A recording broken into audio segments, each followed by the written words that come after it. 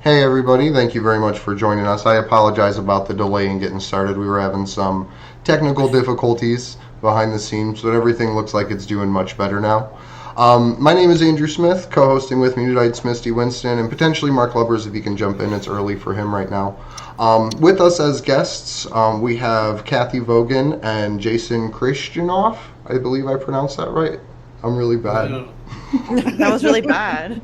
That was really bad. I'm sorry. Isn't it Kishnov? Kishinev. Okay. Yeah.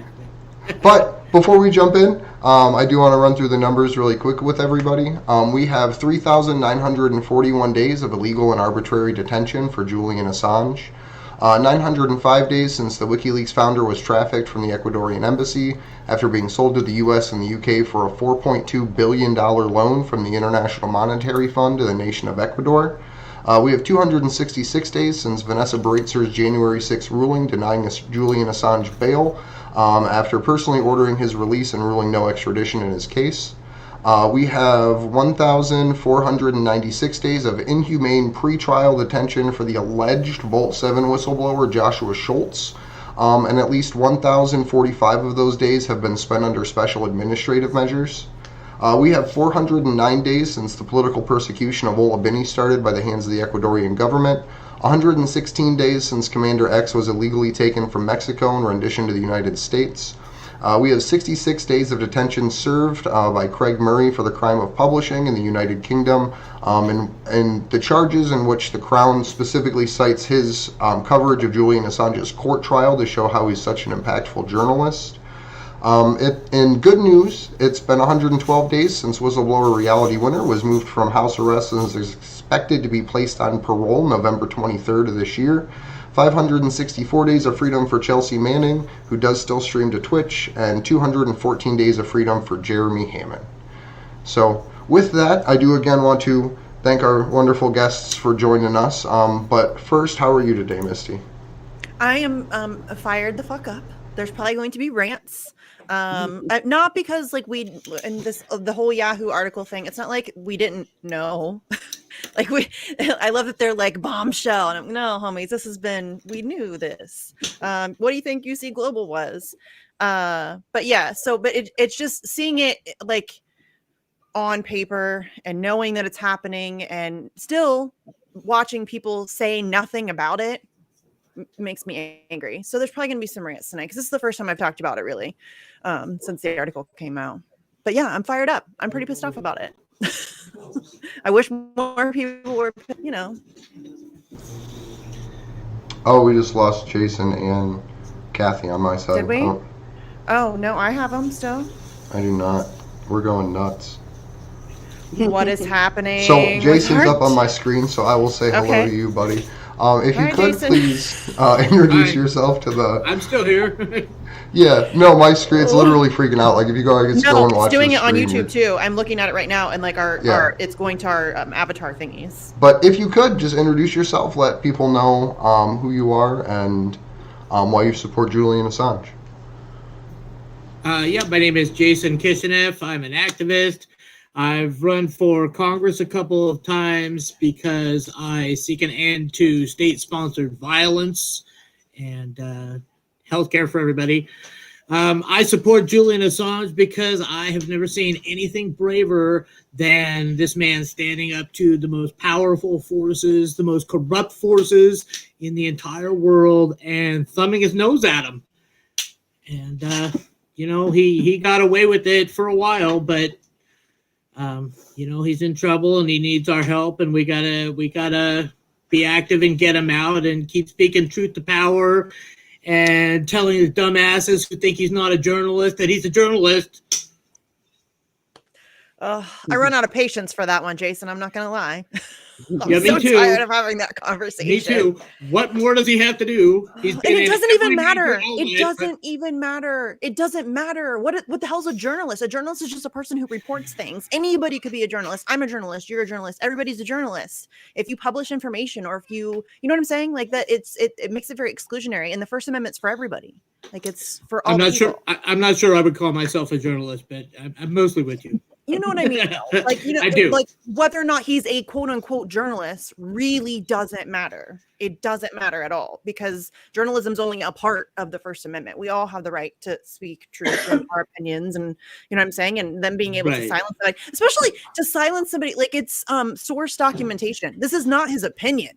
No, and the stuff we're going to be talking about today, like the government shouldn't be doing this to anybody. No. Ah. See, this is why I'm angry. Yeah. So, Kathy, I would like to thank you again for joining us. Do you want to give a little like preface and some opinion on the story that just came out through Yahoo News about the work of UC Global and the CIA? Yes. Thank you for inviting me on. I always Kathy love having you. From Consortium News. And I took an interest in the WikiLeaks story, I think starting in 2008. But I really sort of jumped in, and I was a teacher in the arts and an artist, and had grown up never wanting to. My mother told me you could never believe anything you read in the papers because I came from an apartheid state. Belfast is where I grew up. And so there was Protestant and Catholic press, and I saw something very similar between France and Australia. I lived in France for 16 years, and, you know, everything that happened with lies in the media just reinforced what my mother had told me since my childhood. And then came along the WikiLeaks documents that you could go and check directly, not mediated by the opinion of some unnamed official. And so I finally realized that I could, it wasn't that I was an amoral or unethical person or even disinterested.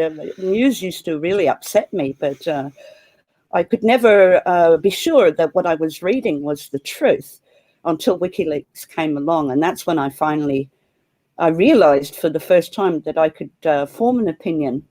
I'm one of those people that has to have all the freaking facts before I'm ready to make a call on anything. But yes, I was lecturing at the university and art schools, and I was, that was my profession. And I started reporting on WikiLeaks, making films. I met Christine Assange, Julian's mother, and we clicked.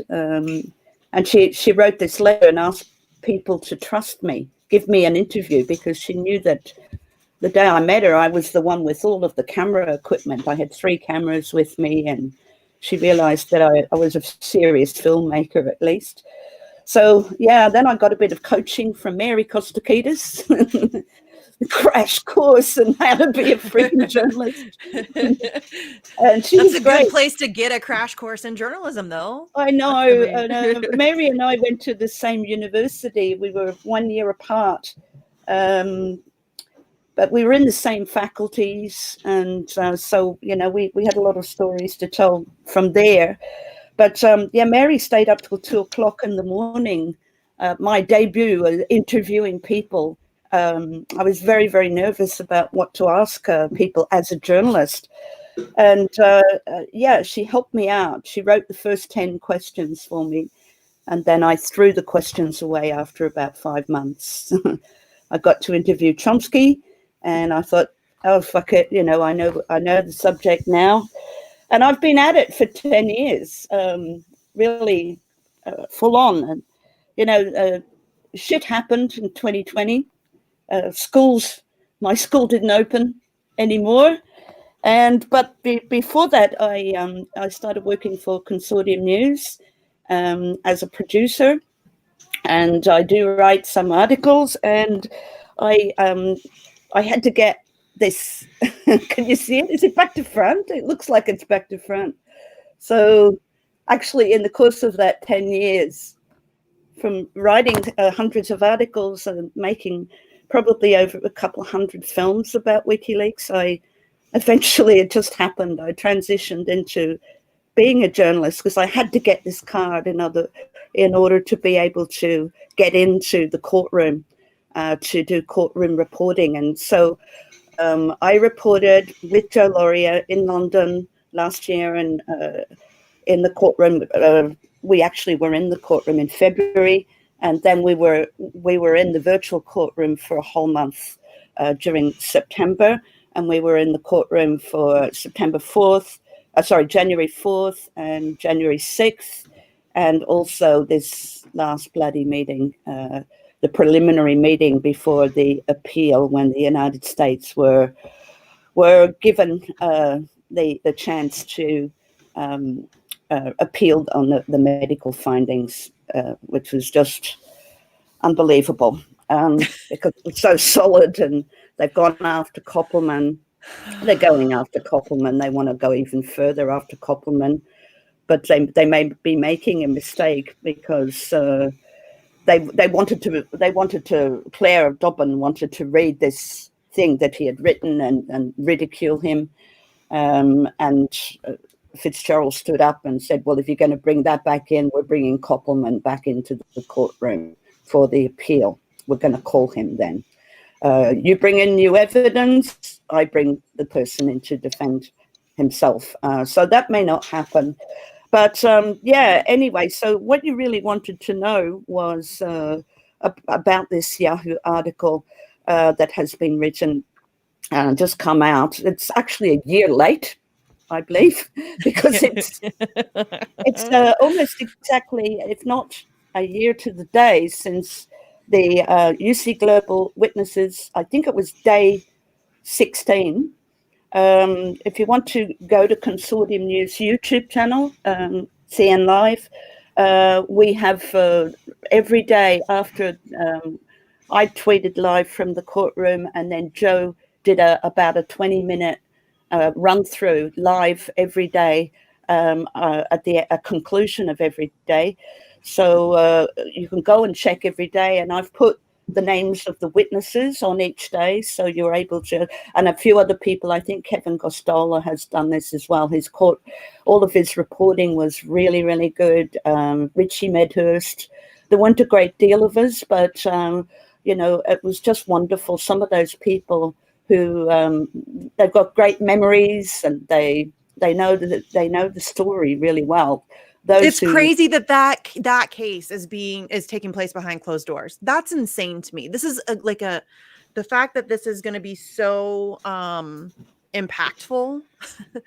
What's happening to Julian Assange? Like, this is, I mean, it's crazy to me that we can't, like, we have to count on a journalist, and a tired journalist, an exhausted journalist, trying to live tweet a court case of this magnitude. It's crazy. And Andrew and Steve, you guys should get a shout out too. They woke up every morning at the butt crack of dawn and covered the live tweets coming from the journalists who were in the video, whatever conference thing that was. So Andrew and Steve very rarely get credit for that, but I think they were like one of the only content creators who woke up and covered it, as it was happening in real time. So kudos to them. Well, for us, it was, we started at 7 p.m. Sydney time. Joe has been in Australia for quite a long time. And, that would go for 8 hours, the best part of 8 hours. Well, a bit less than that, but Joe at 2 a.m. our time would go to air. So it was very difficult for him as well to maintain concentration at that time, even though we do tend to work Washington hours, but because it's but we report internationally, so there's things happening in the UK or Australia or here of international significance. We're pretty well round the clock. I can just hear him. He's happy with something. I can hear his office is next door. So he's happy with something. So Jason, I did want to ask. Being someone on the ground in California, what's the overall sentiment that you think people have about Julian? Because as an activist, there's a very mixed bag of opinions based on the propaganda that people have been exposed to for their particular political ideology. So I was just wondering, with you in the heart of California, so to speak, what you thought about how normal on-the-ground activists talk about Julian and his situation.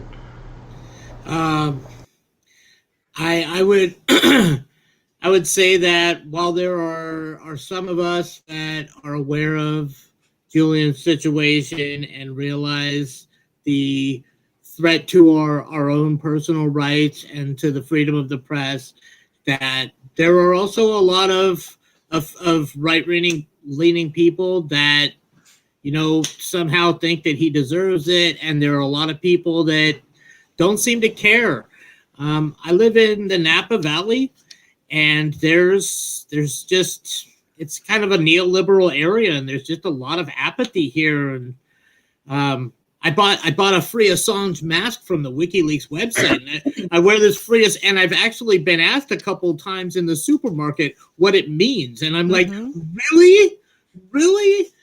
Yeah, most people don't know. That's real truth. It's really disappointing to have somebody, but on the other hand, it's great to have that opportunity to tell somebody the truth. Most of the time, it's great to have that opportunity. Like, there's times where it's not like the best timing ever. Like, it's, there's always those times where you're like, damn it, this is the worst possible time for me to try to have this conversation. But yeah. But at least they're hearing, it from me, and they're curious. Not from some former intelligence official on MSNBC, right? Mike Pompeo. Exactly. Fuck Mike Pompeo. Or John Brennan, right? Oh, I should bring up my tweet. Whatever. Yeah. Andrew, I'd like to answer your question now about, you want to. I'm so sorry. No, you're fine. It's funny. That's something I would do. I love it. Yeah, and I should answer your question that. So now, a year later, we have had the investigation, which took. From Dorfman and Michael Isikoff, who we've had on CN Live before, who did that series Conspiracy Land. And a third person, I apologize if I haven't forgotten the name of the third person. Zach Dorfman, Stephen Naylor. Yeah, that's right. Michael Isikoff. Yeah, they're on the byline. So it's a 3-month investigation that they did, and they say that they spoke to around 30 different people who were former or current national security personnel, and also former White House officials and lawyers, I suppose. So on the one hand, a lot of what came out last year about UC Global and in the courtroom, I should say this is very important. In the courtroom, we heard the UC Global witnesses' testimony. They were not named, right? These people were under protection. And I can't say too much about who they were, what they did. But the thing is that in the statement from one of them, they said that UC Global was working with the American Friends. That's what David Morales called the intelligence services. But in terms of specifying who the American Friends were, they only said intelligence services. They didn't say CIA, right? The first person I heard say CIA was Stella Morris. And, she did an interview back when Judge Baratza wouldn't allow her and the children to remain anonymous, right? We have to remember that it was Baratza who would not allow them their privacy anymore. And so that the other thing is that all of these court reportings are available to the press. And so as Alexander Mercouris has pointed out, the UK press are particularly salacious in relation to Julian Assange. So there was this story now of the two children that were fathered in the embassy about to come out and fall into the hands of the salacious British press. And so what Stella did was that she went to Australia, and there was a program there called 60 Minutes, which you have in America, and it's been running for decades. Well, I think it started in the 70s as well in Australia. We've had it, ever since I can remember. And so she told her story to the Australian media. And it was, the host, who's usually a very tough host, was particularly sympathetic. And it was a good interview. It was good. It was one of really the better good mainstream pieces I have ever seen done on the Julian Assange situation, case, all of it. You know what I mean? Yeah. Like, it was really good. But there, in that interview, she specified CIA, where I had only heard intelligence services in the courtroom, in the testimony.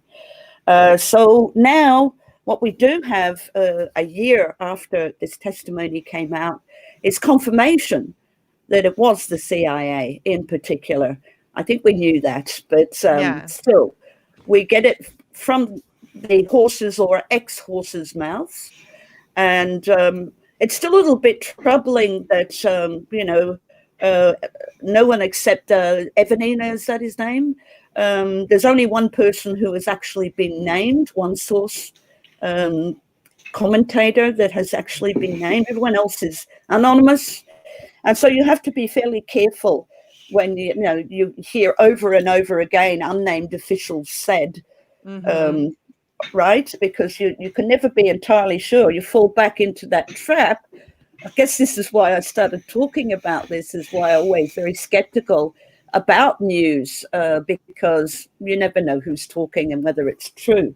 If it's a yes minister situation or not. I don't know if you've seen that wonderful series that Craig Murray wrote an episode of, or Letitia's episode of.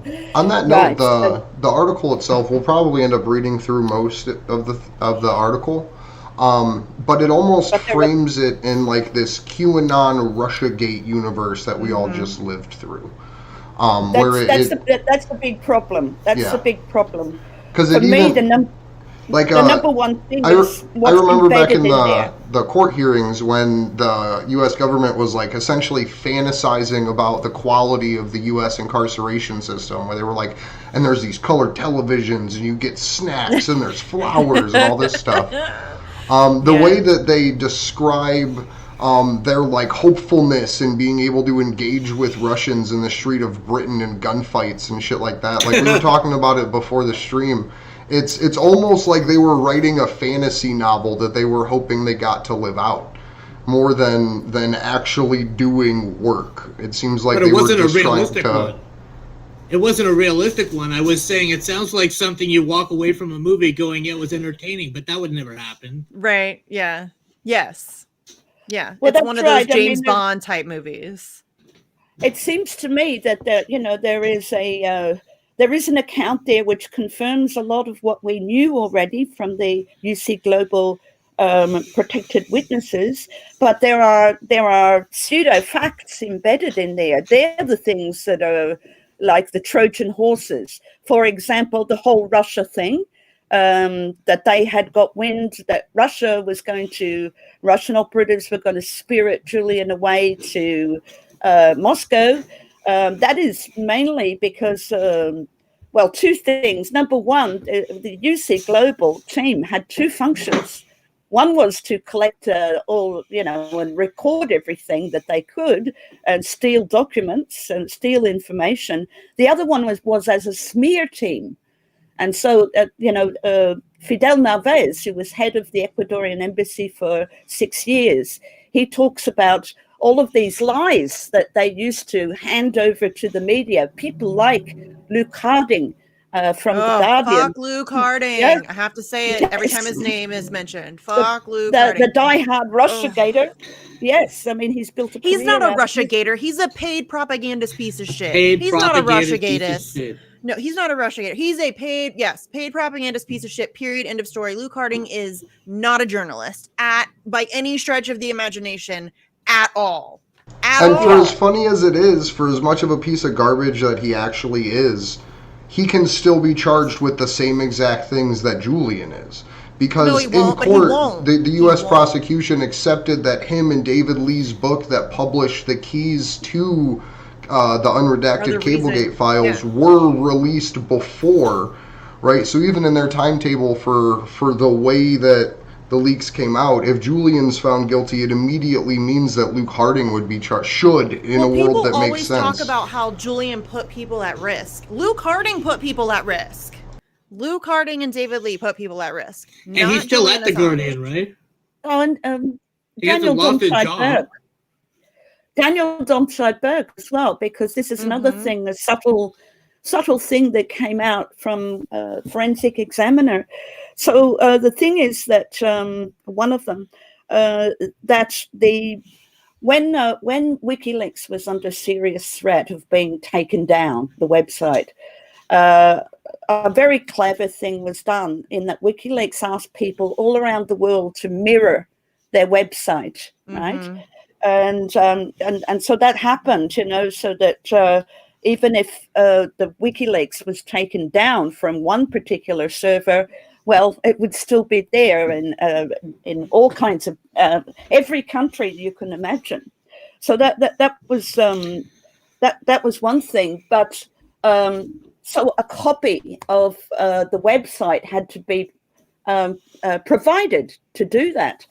But in this copy of the website that was used for everybody to mirror, the unredacted cables weren't in that data set, right? Where did the unredacted cables, how did they emerge? Well, actually, there was another batch, and that was the hard drive that Daniel Domscheit-Berg took from WikiLeaks. He went, I think it was in Switzerland. He went there and he grabbed a hard drive. And on that hard drive was 5 gigabytes of data about Bank of America. And we were waiting for a huge Bank of America dump. There was also Renata Villa's evidence of human rights abuse in Central America. And Domscheit-Berg deleted all of that, by the way, deleted everything. But also in that batch was the unredacted cables hidden away in there. That's where the unredacted cables come from. WikiLeaks didn't distribute a copy of their website with that in there, but Domscheit-Berg did. So he's responsible as well for the unredacted cables. Him, David Lee, and Luke Harding, the three of them together, because one distributed, and Daniel Domscheit-Berg started up an email thread and invited a number of people into this email thread and offered them the unredacted cables in this data set, and then began to tell people that the password was out there. It wasn't noticed in that book for 6 months. It was February 1st, I think, 2011, that the book was published, but it wasn't until August that he actually went to a newspaper called Der Freitag, and he told them, well, actually, it is in this book. This is the password. So then the race was on, and that guy that we had on the Sydney show, Nigel, his name will come back to me. He was the first person to crack, to apply the password to the unredacted cables, and managed to, well, confirm to WikiLeaks that was the actual data set, because they didn't even know at the time if it was really that, you know, they hadn't distributed it. So it's funny, all these things that come out later on. But I just wanted to say that, and this you've probably seen in Stella Morris's tweet, to remind people that the UC Global were putting out these smear stories every day, literal smear stories. But one of them was about the Moscow story. So one of the UC Global staff confessed to having made that story up. Now, this is a long time ago.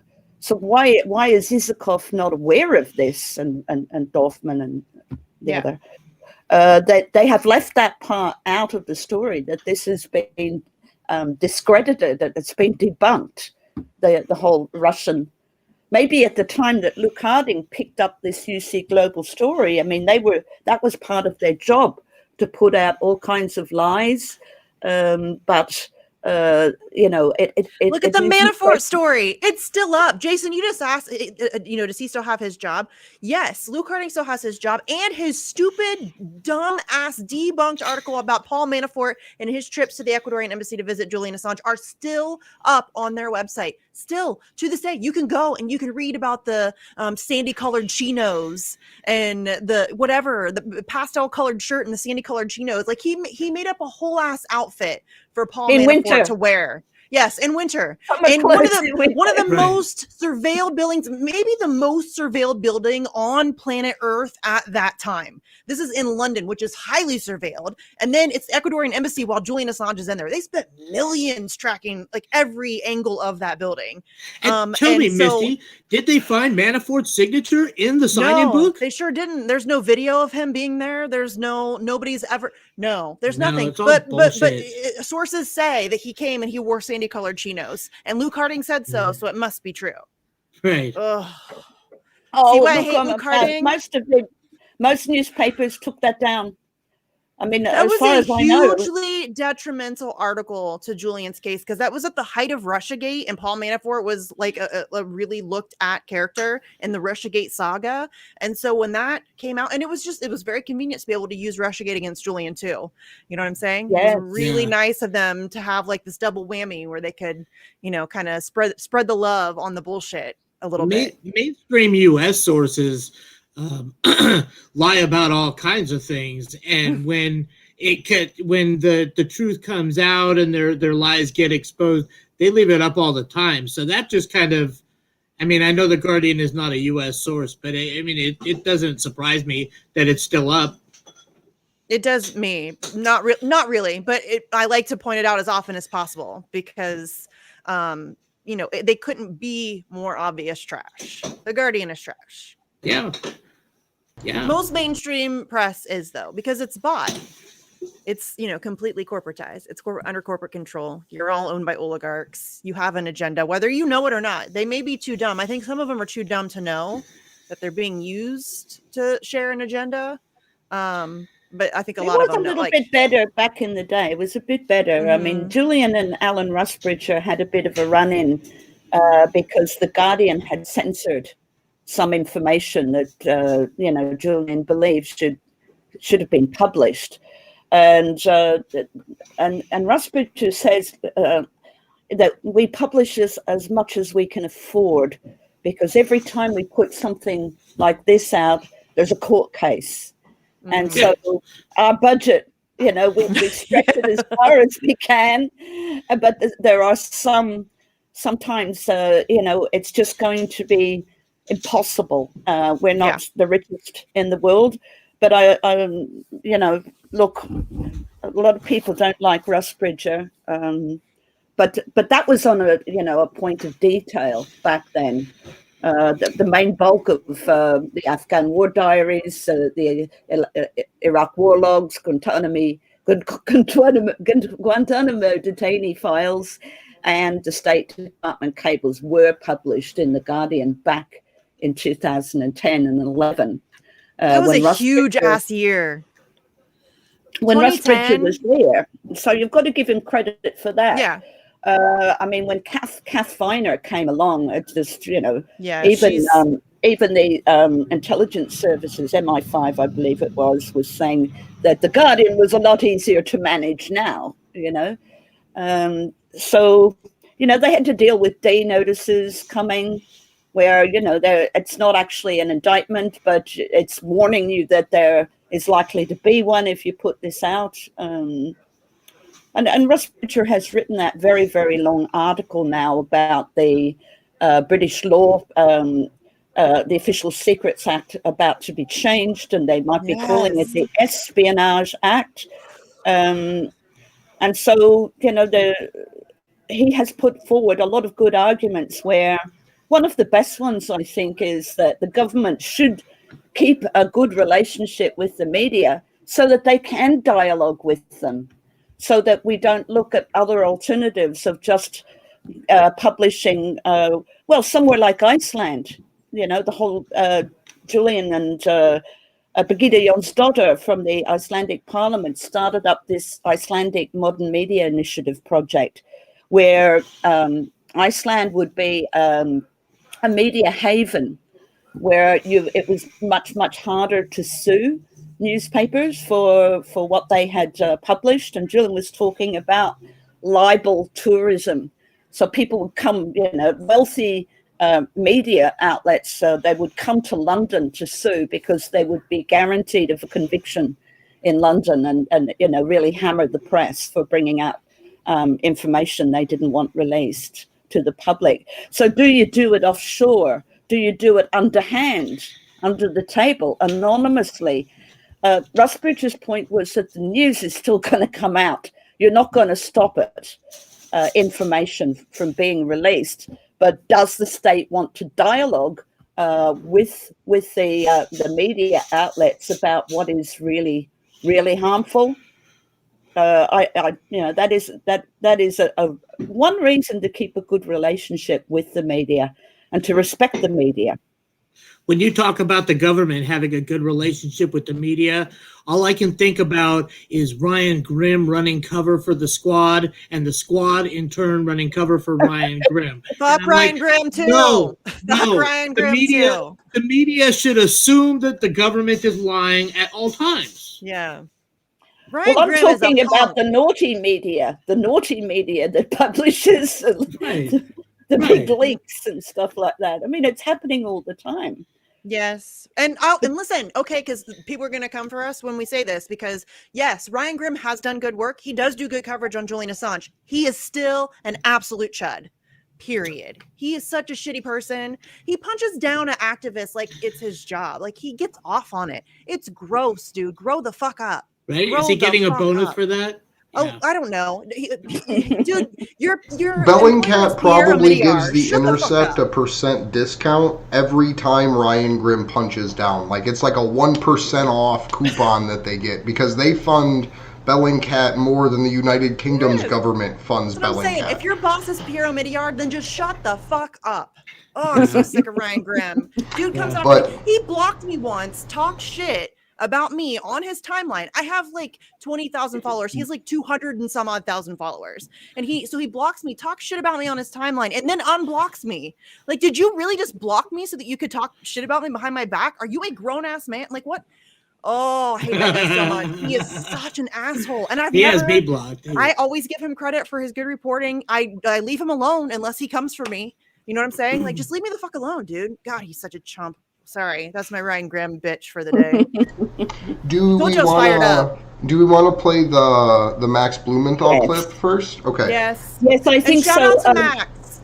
So Max is actually on the Jimmy Dore show right now, so we're playing a video of Max talking about the same thing. I tweeted it out. I'm like, Jimmy may have Max Blumenthal, but we have a video of Max Blumenthal. Yeah, that's right. And I'll just say that there are two videos. One that I posted yesterday, and that is Fidel Narvaez talking about the smear team, UC Global. Their second function was to put out story. What's the Max one about, Andrew? And that's about specifically what's the Max? The Max one's about the diplomatic immunity and the stuff that was happening there. I believe that's specifically about what was really happening, and then compared to how it was presented in that Yahoo article as a Russians story. Right.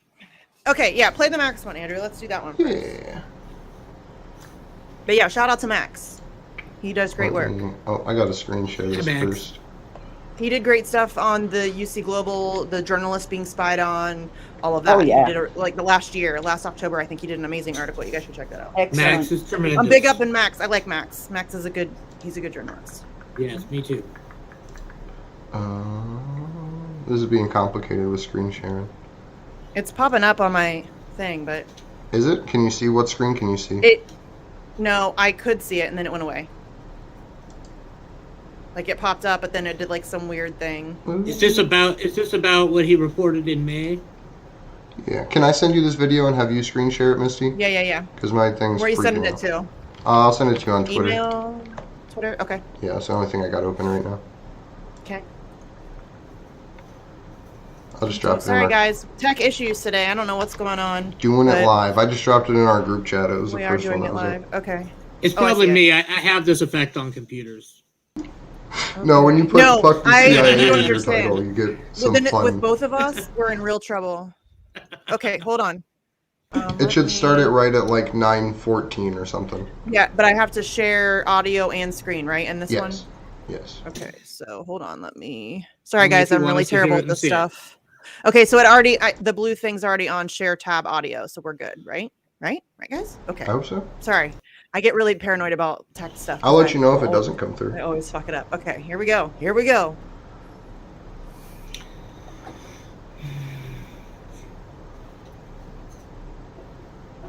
I cannot hear it. No audio. I can. What? Yeah. Jitsi.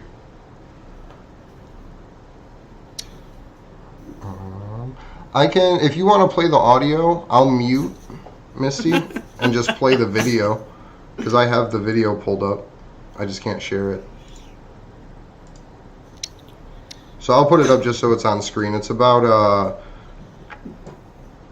10 minutes long. You can just shout out and I'll pause it though. It's 8 minutes. Okay. Did we lose Misty? I don't know what happened to Misty. Was that Julian and his legal team were beginning to discuss a plan to allow him to exit the embassy under the Vienna Conventions to get him diplomatic immunity from a friendly country, a friendly third party. And turn it up. This set off alarm bells back in Washington. Morales was instructed to start following everyone, not just in the embassy, but outside the embassy. And I'll get into that in a second. They were instructed to set up a separate feed on the cameras that would allow the Americans to see, and to get really aggressive with the guests, which Stefania experienced. So basically, Morales, and this is the part where the relationship with Sheldon Adelson really becomes clear. He was summoned at this time to Las Vegas Sands personally for a special session with the American Friends. And on December 10th, David Morales sent a series of emails from a static IP address. I mean, I have these emails from Adelson's Venetian Hotel to his spy team back at the embassy. And he said, first of all, he said, nobody can know about my trips, mainly my trips to the USA, because Sinain, the Ecuadorian security service, is onto us. He's like, don't say anything about me being in Las Vegas to anyone around the embassy. And then he provided his spy team at the embassy with special instructions that came in the form of a PowerPoint presentation written in perfect English. Morales is a Spanish speaker. Although he speaks English as a second language, he could not have composed this. And the PowerPoint instructed his employees on how to create a login system so that the Ecuadorian security services would not notice that there was a second user with a separate security login. That separate user was obviously the CIA. And this was the material. This was the technology they wanted to use to spy on Julian as he was meeting with his lawyers to concoct this plan to legally exit the embassy. So it seems like there was only one person who would have been at Las Vegas, who was handing down personally with Morales in his physical presence these instructions. And to me, that kind of person was Ryan Nagel. So just to kind of close here, I think it's important to just detail what happened in December 2017, because this was really kind of, I think, the end of one chapter where Julian could have actually left the embassy and this saga would have ended and he could have gotten diplomatic immunity with a country like Serbia or Bolivia, for example. But he didn't. And it was precisely because of this spying operation. So people who were visiting Julian were targeted. Even his friends, Pamela Anderson, the Canadian-American actress, was targeted and her Gmail password was stolen and her email was apparently invaded. We know what happened with Stefania and other journalists. Their phones were broken into. Stella Morris was targeted not just at the embassy, but outside the embassy. She was Julian's lawyer, but also as the mother of his 2 children. And apparently the U.S. intelligence services were obsessed with this issue. And one of Morales's workers was ordered to steal a diaper from one of the infant children who were visiting Julian at the embassy with her, and to connect it to Julian through DNA. It was interesting because there were no instructions to obtain Julian's DNA, which meant they already had it somehow. But then they realized that you can't get DNA from feces. The worker approached Stella Morris outside the embassy and said, this is insane what we're doing. I can't take it anymore. Just keep your child away from the embassy. And so there was clearly an indication that they were being spied on. Julian was using white noise to speak to his lawyers, so UC Global put a magnetic microphone under the fire extinguisher. Julian would speak to his employees in the women's bathroom and turn on the water to try to counteract the spying mechanisms. And so they put a new camera in there. Everything was done. And then when the plan was finalized, the head of Ecuador's Senain Security Services visited the embassy to put in place the final parts of the plan. He too was spied on. His phones were opened. Everything that he said was recorded and sent back to the Americans, which is just it's an absurd crime. And Todd Chapman, who was the U.S. ambassador to Ecuador, actually began threatening Ecuadorian officials not to carry out this plan. And those officials began to wonder, how do they know about this? Like, how do they know what's even taking place? I was told by someone who was intimately involved with this plan to allow Julian to leave the embassy, that an Ecuadorian official who was also involved in those plans, upon returning to Quito, was robbed at gunpoint in an official government car by 2 men on a motorcycle. They took nothing but his laptop, which contained details of the plan, and drove away. And this is not the only robbery attempt that took place in this whole operation. And so ultimately the plan was foiled. 2 days before the plan was supposed to be executed, in a court in Northern Virginia, just a few miles from where I'm sitting, U.S. prosecutors introduced a secret indictment of Julian Assange as a direct result of this. So you can draw a direct line between the secret indictment of Assange and the spying of him at the embassy. I think I'll wrap it up here, but so many people who were around Julian at this time and around the embassy were targeted with criminal activity. And some of them are going to be filing criminal complaints or have filed criminal complaints in a Spanish court, including the employees of UC Global. That's how we know about all this. That's how I know about all this, was that the employees of David Morales ultimately concluded that they were not comfortable with what they had been ordered to do, that it was criminal. One of them called it treasonous and said we were working for the enemy, referring to the Americans.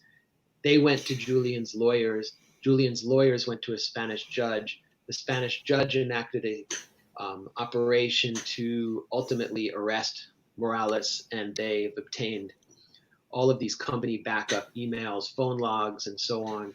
And it's thanks to this Spanish case that we know about this titanic criminal operation that spanned the globe. And I can tell you with confidence that we are going to learn a lot more in the coming weeks and months. That's it. Thanks very much, Max. That was. Thank you very much, Max. Can you hear me now? Yeah, let me turn my sound down. Yeah, my screen's gone a bit dark and there's a URL over the top of it, but I don't know. Very strange. Gotta love the tech issues. It says judiciary.uk/. WP content uploads. What the? It goes Anyway. away when your mouse is not hovering over your square. I see. Oh, thank you so much. Yeah, So, that's in place of your name. I think it might have been missed at the very beginning when we were talking over the top of it. But what Max says is that the plan was to send Julian to a friendly country. I do recall Max mentioning Bolivia as being one of those, but not Russia, right? The other thing is that Julian said that he was totally unaware of any plans to, send him to the as a diplomat to the Ecuadorian embassy in Moscow. And when he found out about that, he immediately refused. That it was and I imagine that Julian, this is possibly the most obvious reason that he wouldn't have made it. And now that we find out that they were ready to do, even the British intelligence services, were ready to do a shootout in the street with Russian operatives, a shootout and smashing into his car, shooting the tires of the plane when it was trying to take off, trying to persuade other European countries to block the airspace. So, it's kind of obvious that he wouldn't make it there. He'd be a dead duck, perhaps. Who knows? Before he left Hans Crescent. But the other thing is that, how does it look? Look at all of the flack that Snowden got, and he was stranded in Russia by America, canceling his passport when he arrived in Moscow. He couldn't fly on, and then I can't hear you, Misty. I can't hear you. You don't look muted. Is your microphone muted? I can hear her. I can't. Can you bop out and bop back in? I don't hear Misty either. This is fun. She'll be right back.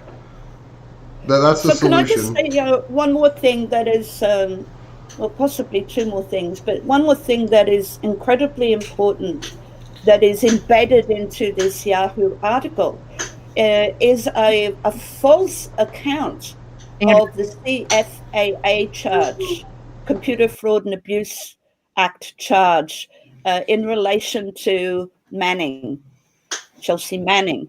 So how this is summarized in the Yahoo article in 2 lines only, is that Assange sought to assist Manning crack a passcode. This is in the interview actually with that Isakov did with Randy Credico. Gets it all wrong. A passcode in order to break into the US database. Now that is just absolute bullshit, because if you look at the indictment right up the top, it says that Manning had top secret clearance. Yeah. Right.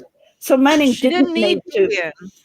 It's you interviewed me, Andrew, about that article I wrote about the crumbling computer conspiracy case.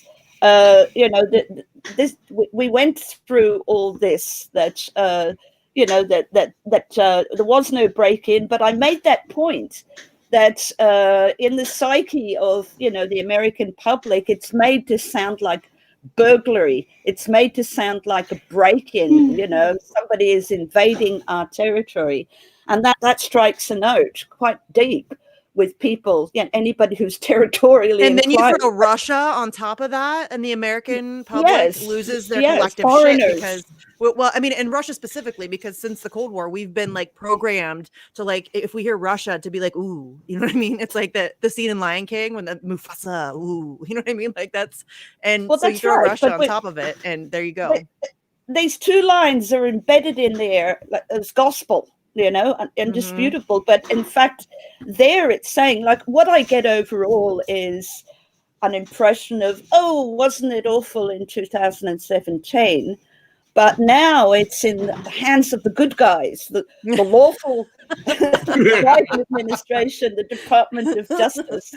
And that's what I mean, that it fact, almost like borders that QAnon narrative of like, Yes. trust the plan, Trump's gonna win type thing, because it even quotes Trump as saying like, yeah, you know, this is pretty bad type shit. Like 3/4 of the way down the article, it's literally I do like, love it that in this article again, though, they have to admit that they were unable to find any direct ties between WikiLeaks and Russia, and that's why they kind of had to come up with this whole other narrative and this, you know what I mean? So once again, all of you Russia-gating freaks out there, once again, the WikiLeaks Russia connection is completely non-existent. It was never existent.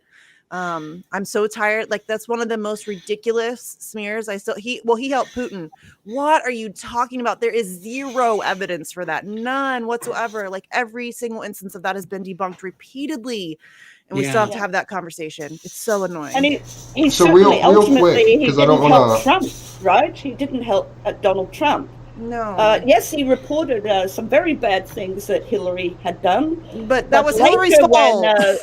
When Dana Rohrabacher was sent over to ask for Julian's help to clear Trump's name in the Russiagate story, Julian was required to tell the world who his source was for these DNC leaks, and Julian refused to help Trump clear his name. He said, "No, I'm not going to say who my source is. All I can say was that it was not a state actor." and he went as far as to say in a message released by kin.com, like, if you have they have a First Amendment, they can use it. And something like as steadfast as that when he was offered an opportunity to run, essentially. Yeah. It's an interesting. Oh, I'm sorry. No, I was just going to say, on a side note to the UC Global case, there was a gentleman by the name of Andy something, I can't pronounce German last names, from the Wuhan Institute, who did Andy Muller-Magoon. Yes. Yeah. There's no way I'll ever be able to say that. But he did a presentation of literally the effects of UC Global in his life and what happened at the Chaos Computer Club in December of 2019. So I'm going to drop that link in chat for everyone. If you haven't watched it, you should. It's basically a telling of the poltergeist that is what the intelligence community has been allowed to become. Oh my God, you guys.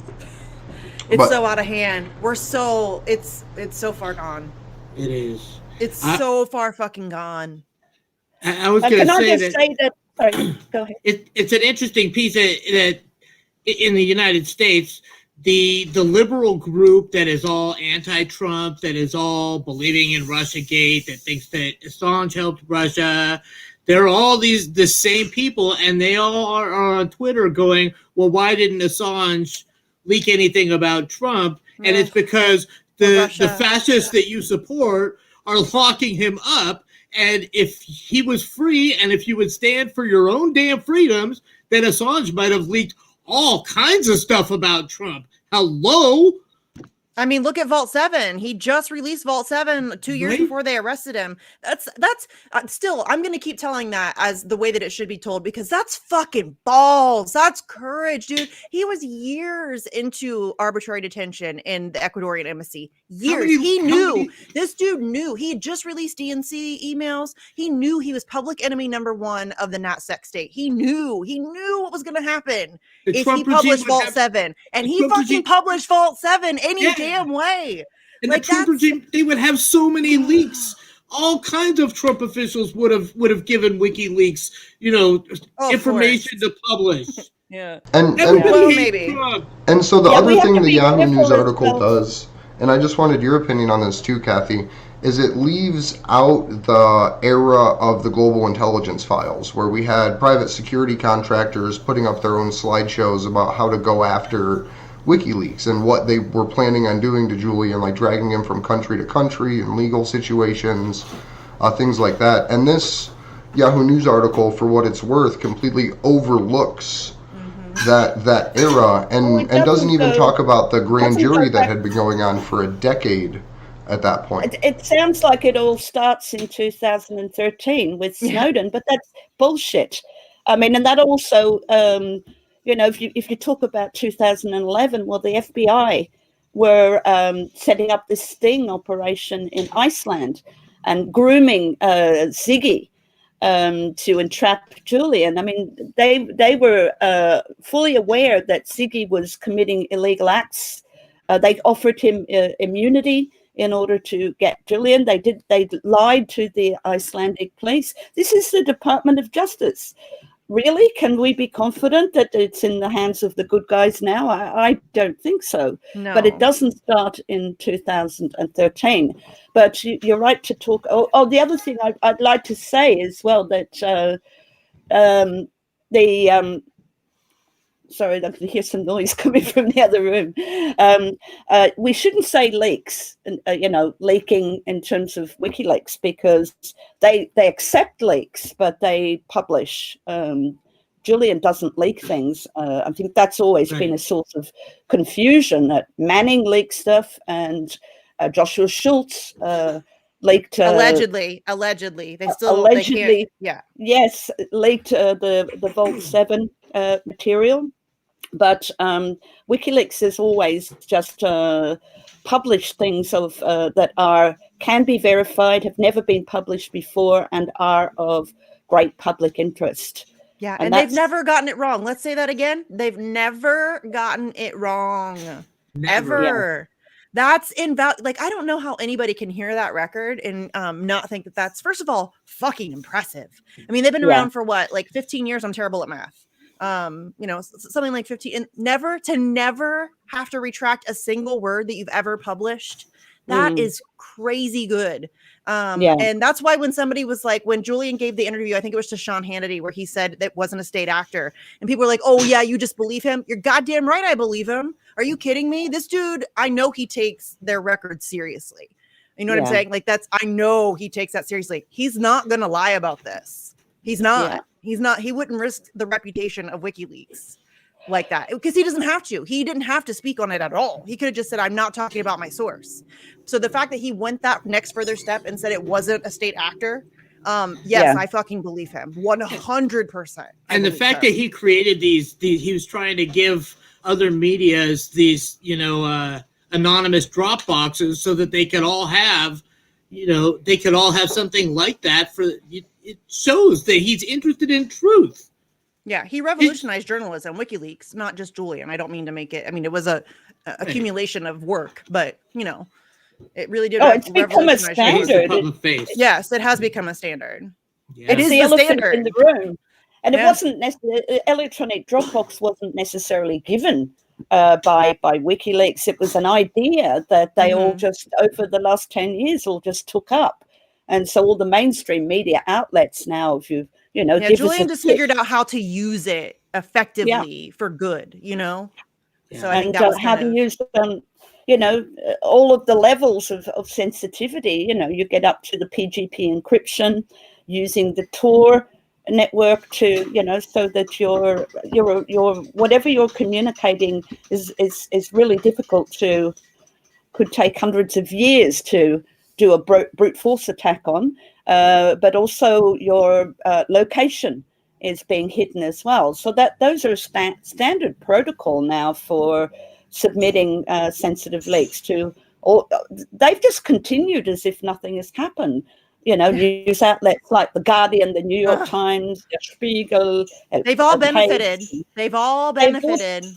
Yes, and they've just carried on their merry way.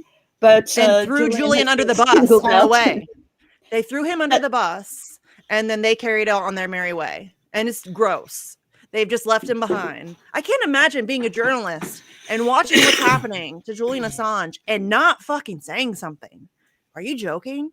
And Like, are you watching all these journalists like talk about you like you're a criminal instead of a journalist. Yes, and to not talk about the actual, like, what the case is about. They want to smear, oh, he spreads poop on the walls. Like, that was on CNN. Are you joking? That's not news. What's news is the fact that the United States is seeking global jurisdiction over information and journalism. That's fucking the news. I don't give a shit about Julian Assange's personality. I don't care if he smells bad. I don't care if he doesn't shower. I don't care. I do kind of care if he doesn't take care of his cat, because you should all take care of your cats. I like cats. But you know what I'm saying? Like, I don't give a shit about that stuff. I care about the fact that he published evidence of war crimes that were never addressed. None of the people guilty of those things ever got punished. I care about the fact that he published corruption within the Democratic Party and showed that a primary was rigged against millions of people. I care about that. Like, these are I care about the fact that he exposed the torture that was going on at Guantanamo. Like, that's the shit I care about. I don't care if he smells bad. I really do not. And if you get if you find yourself stuck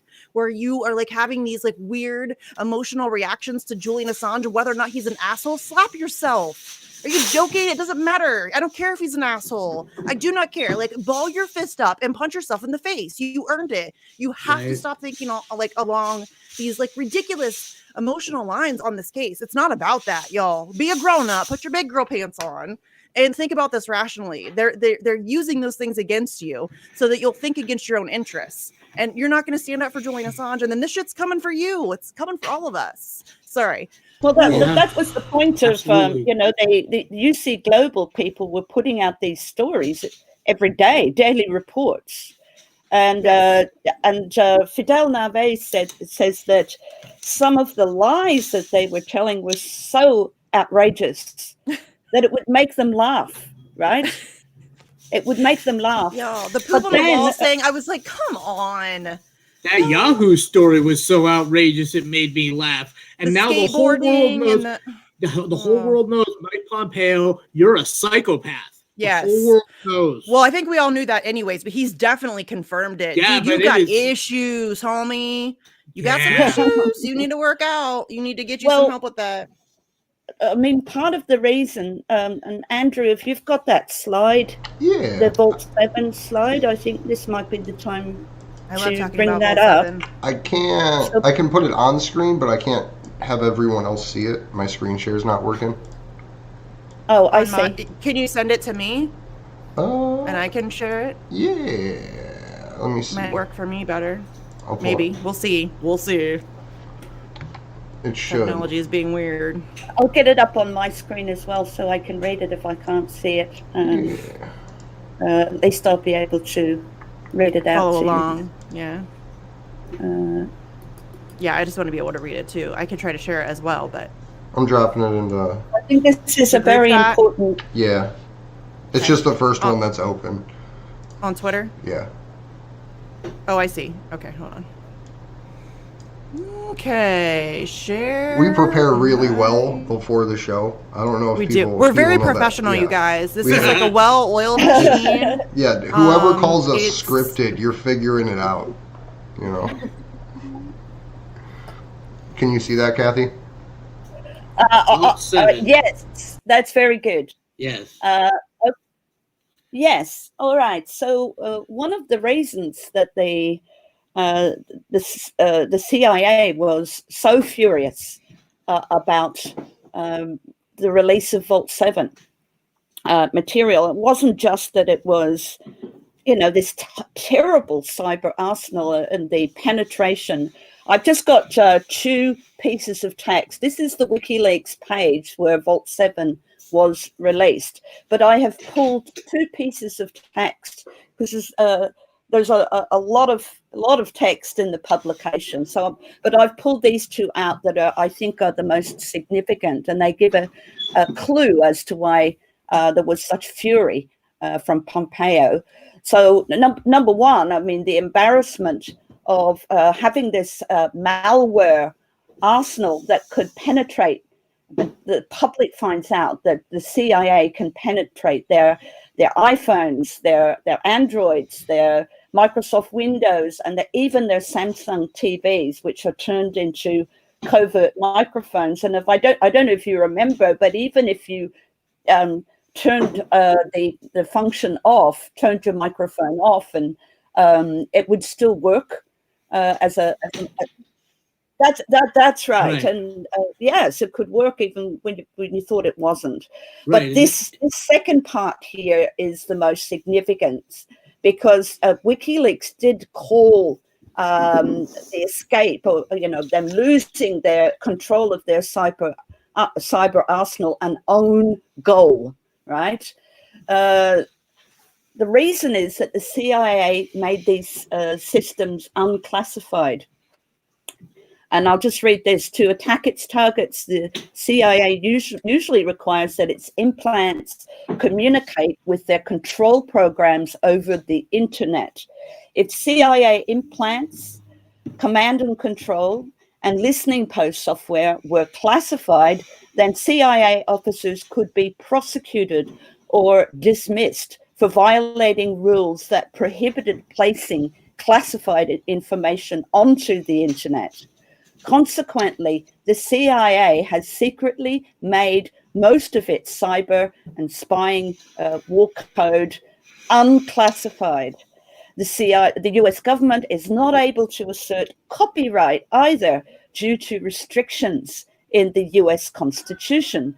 This means that cyber arms, in inverted commas, manufacturers and computer hackers can freely pirate these weapons if they are obtained. So, they couldn't go after, anyone for theft because they had not placed a copyright on the material, and they could not charge for publishing. They couldn't use the Espionage Act for publishing classified material because the tools were so illegal that they couldn't classify them. They couldn't put them on the internet if they were classified. So they were they were over a barrel. WikiLeaks totally owned them with this publication. And if you fast forward to the current world, that's why they went back to the Manning case, because that's all they had. That was all they had. This chat log where it's supposed to be Manning conversing with someone called Nathaniel Frank, a moniker Nathaniel Frank, who was assumed to be Julian Assange. That's the thing on which the whole case lay. And I can't hear you again, Misty. Can't hear you, Misty.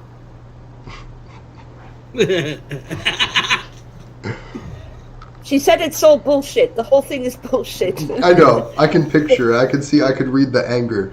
But Well, this was the thing. This is why it's really important what they are writing in this article, claiming that the Manning offense is about aiding Manning to break in to the system. It's not. It was always, the narrative was about helping Manning hide her identity. Mm-hmm. And then it came out in the forensic examiner, Patrick Eller, debunked that completely in the courtroom. He said that if Manning had have logged in as another user, she would have been locked out of the T drive, which is where all the classified information was. Her access was attached to her particular login, and it didn't really matter who was logged in. It was the IP address of the terminal that was recorded. And they knew who was on shift at the time, so they could narrow it down to a few people. But Manning confessed. Mm-hmm. So, the whole thing was not about... Eller said that it wasn't even clear that this cracking this hash code, turning that back into a plain text password, was even intended for a government computer. There was no evidence of where it was to be used. The whole case is bullshit. It's such garbage. It was for video games, to put video games, install video games, and it was just probably an admin login and password to get access to a local hard drive to install video games, films, and music videos. That's what we heard back in February last year, that was the most likely scenario. So it was nothing to do. They have no case We need to keep saying that. They have no case on every point that they've tried to raise. They have no case. If you really look at it, yes, they're able to play the legalese. They're able to play the system, and they're able to like invent these ways that they can. It's kind of amazing. I mean, if it wasn't also equally horrifying and terrifying, it's kind of amazing how they've been able to like just completely manipulate the system using these weird legalese terms and these weird, you know what I'm saying? Like it's that's really scary because if they can do it to him, they can do it to anybody. They've done it to other people. They'll continue to do it to more people. You know. Well, so to pull Vault 7 into the modern world, right? What we have is these like pirate hacker groups that were going around hitting like the gasoline, the Colonial Pipeline that had gas dumping out that they finally decided to turn it off because their billing system got fucked with. And then I think there was a meat production plant that said they had some issues. And I believe that all of those were tools that were revealed in Vault 7 but never fixed. I could be wrong, but I believe that's Julian offered Yeah. offered to meet with all of these companies and show them where their weak points were and how they could fix them, how they could address them. I think Right. one person out of all of the people that he contacted, I don't think only one, I don't remember who it was. It might have been Jack Dorsey. But that could be very wrong. Right. But he offered to meet. He was like, look, all of you guys, you just have your shit hanging out in the open. Like y'all just have it out there hanging in the open. It's like when we leave Afghanistan and leave them with a whole bunch of weapons. We just leave our shit laying around, you know? It's crazy. Yeah.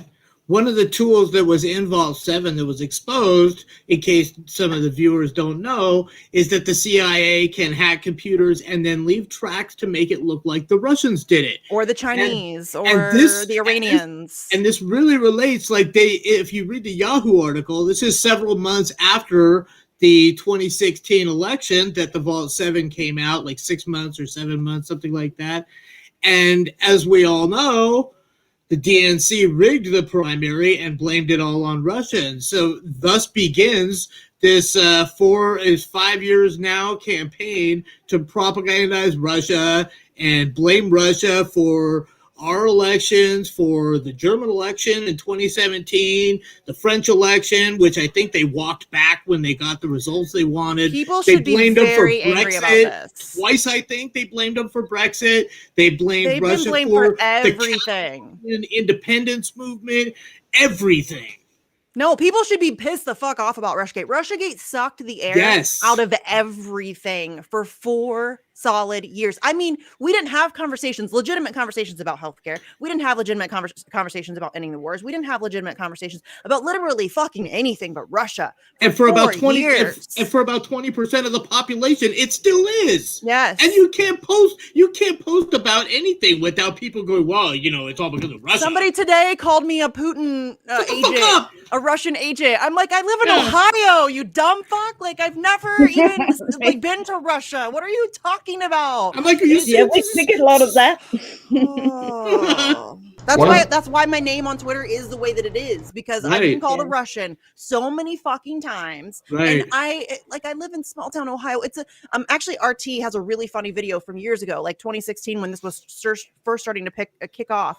And it's Yeah. like a bunch of regular people saying, I am a Russian puppet. I'm a Russian troll, I think it is, or I'm a Russian bot. And it's like all of these people like, I am a Russian bot. And it's all like very American people from like bumfuck Indiana. I think they still who are have not shirts. Russian. I think they still have shirts that say foreign agent on the back. Y'all, Yeah. listen. Yeah, they do. But Russian listen, agent. I guarantee you, I personally posted, and I'm not a Russian agent, I'm not a Russian bot, and I've never met Putin. I wouldn't mind meeting Putin. He seems like a very interesting dude. But like I'm always interested. Like I'm a true crime person. I'm obsessed with psychopaths, and if you are a world leader, you're probably a psychopath. But yeah, like I guarantee you though, I posted personally more anti-Hillary Clinton stuff online than all of Russia combined, like the entire country. Me I too. guarantee you. And I'm not a Russian agent. I'm not a Russian bot. Hillary Clinton is a piece of shit. That's her fault. That's on her. That's not on Putin. That's not on Russia. He didn't write those emails. Like, The stop. Queen Warmonger. I was so happy when I saw that video of her walking in dressed like a 17th century fucking aristocrat with like She's the little such a narcissistic adrenochrome douche, vial man. behind her carrying her cape. Yes. And there was I just can't believe someone Greta Thunberg, standing am I there yelling, wrong? "War criminal!" And I'm like, "You're my people. Like, thank you Yeah, for those are turning my out." people. Did And you get thank to you see to that Jeff video, Sprague. Kathy? Thank you to Jeb Sprague and Mike Preisner, who both confronted George W. Bush recently. I'm actually going to have Jeb Sprague on Facts on the Ground on Friday, I think. But yeah, that's what we need to do. Those motherfuckers should not be able to go anywhere without getting heckled. They should be getting yelled at everywhere they go. Like, they shouldn't be able to. And listen, I'm not advocating for violence, but you should be yelling at them that they're war criminals. Like, we have to make these people uncomfortable. These are terrible people. And they're the ones in charge. They have an awful lot of power, and we need to do something about that. Seriously, it's not good. It's not good. You do recall the testimony of Sean Lucas, don't you? Yeah. The head of CrowdStrike. Yep. Well, it was kind of kept in the dark for 3 years, and finally Sean Lucas's testimony comes out, and he said, well, actually, there was no evidence at all of a hack. I still have to share the link to that because people don't know it. Thank you, Ray McGovern. Thank you, Veterans Intelligence Professionals for Sanity. Thank you guys for the work that you did evaluating that and showing that it was almost certainly a local download and not a hack. You know, it's crazy what they're able to get away. That's why I talk about propaganda so much, because they were able to spin. Look at this. They had you talking about Russia for 4 years for no reason. They're very good at controlling the narrative. They are very good at this.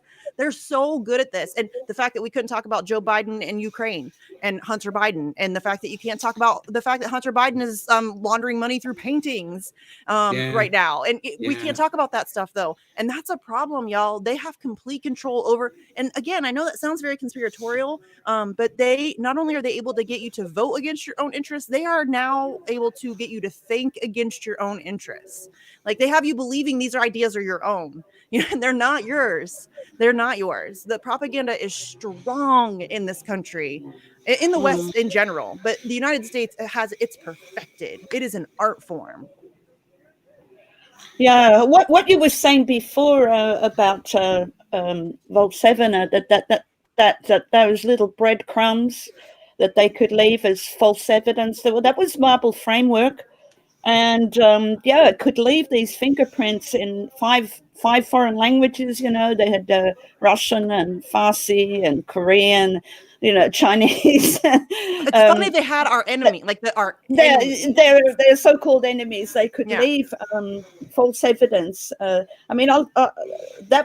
was one tool that the CIA developed in-house, right? A lot of the other tools that were in Vault 7 were acquired from elsewhere.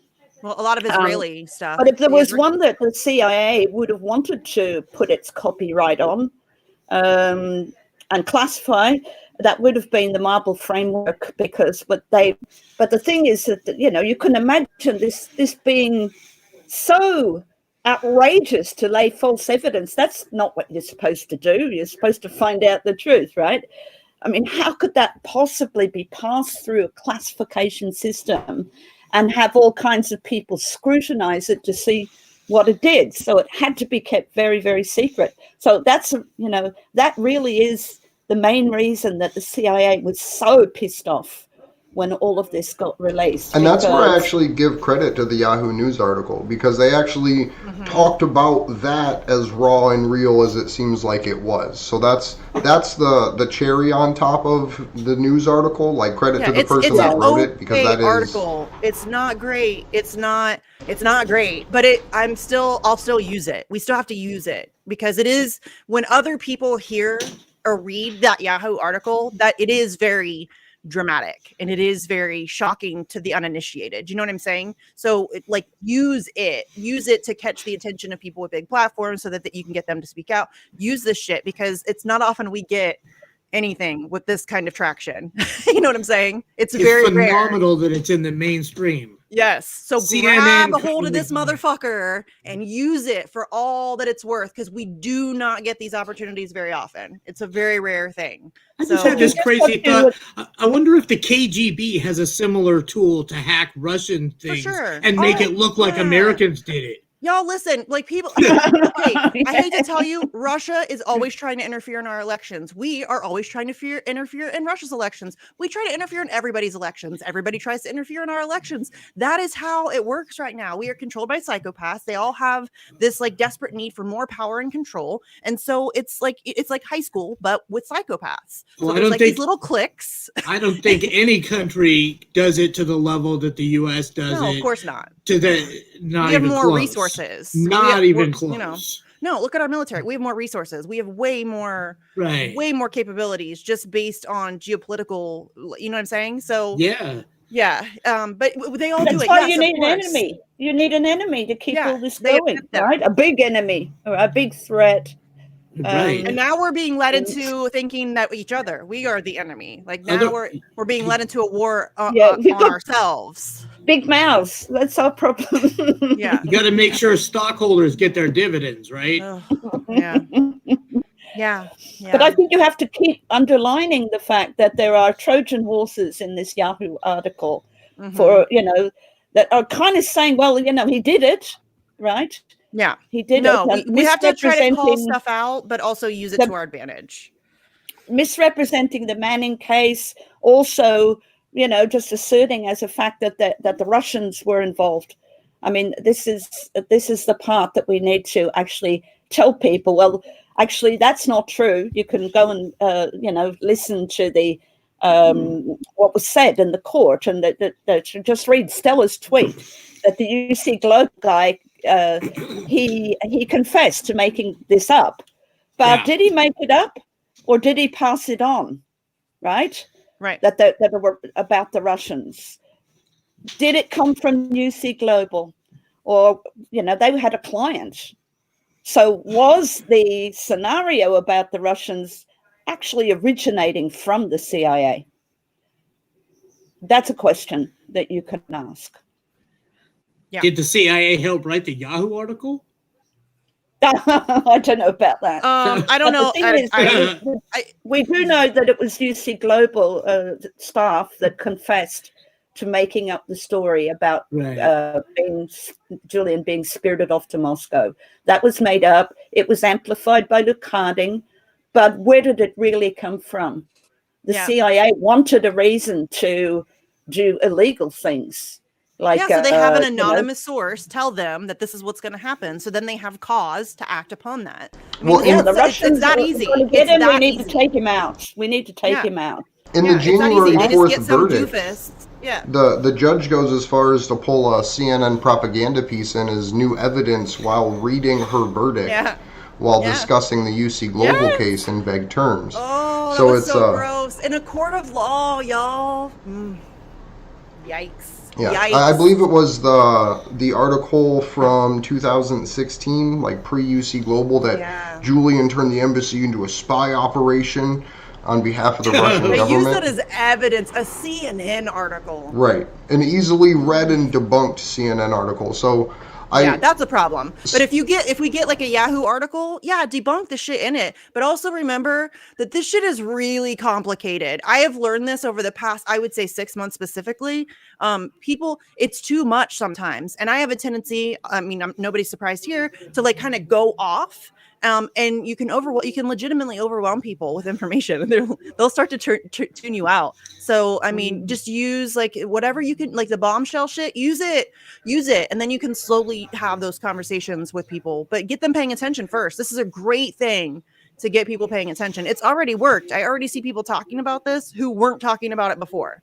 Right. So that's good. That will start those other conversations. So, that's just my personal opinion. I know a lot of Assange supporters didn't want to share the article. And I get all of that. I really do. I just have a difference of opinion there. I'm going to share the shit out of it. And I'm going to try to, get people who would not be talking about it, especially people with big platforms, to talk about it, because that's very helpful. We need that right now, desperately. Because the parts of it that I find most impactful as like someone who's been in here so long is the like fantasizing of the CIA and the use of CIA access directly to the president to be able to skirt all legal decisions. Like that's a process that article does a really good job shining light on. How Mike Pompeo was literally walking into Trump's office, potentially getting him to sign literally illegal paperwork that he's the only one that can approve without it even being viewed by the National Security Council.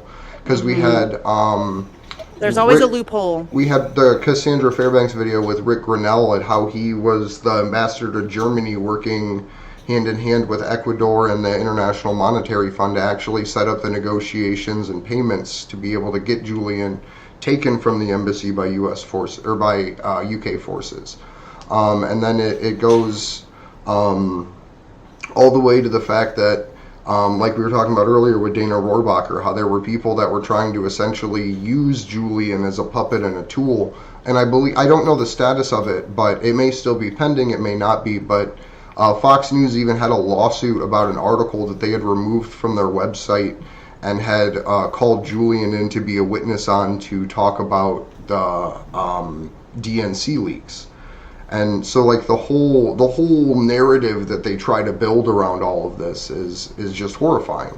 But that very specific light on what the CIA was doing between Pompeo and Haspel, I think, is one of the most important developments in Julian's story, because it actually shows, for what it's worth, that the administration was going after him, and it wasn't just rogue elements of this or that. But the other thing that the article does really bad at is it gives the Obama administration this air of like, ooh, they're the good guys. Like the Obama administration didn't want to do it. So I'm, when we have Joe Biden on video saying, well, if we can't go after him for publishing, go after him for conspiracy.